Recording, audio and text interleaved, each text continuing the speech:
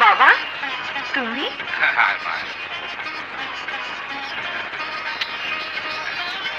বেঁচে থাকো বাবা, বেঁচে থাকো। বৌমা, বেয়াই সাহেবকে বসতে বলো, আমি আসছি। সব এসে গেছে, টেলিভিশন, ফ্রিজ, খাট, পালং, সোফা সেট। বাবা, এসব কি এনেছো? বাবার কর্তব্য করেছি।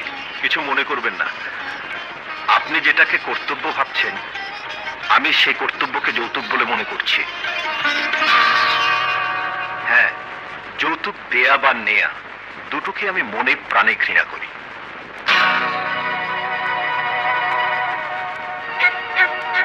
বেশ তো, তুমি একে যৌতুক ভাবছো কেন? আমি ভালোবেসেও তো দিতে পারি।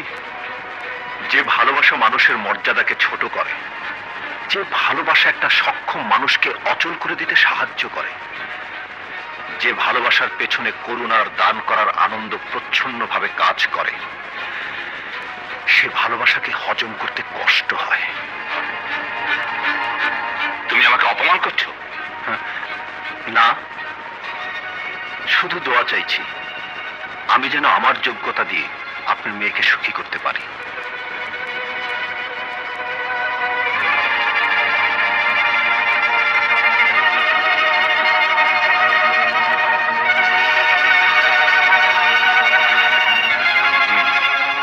এই জিনিসগুলো ফিরিয়ে নিয়ে চল।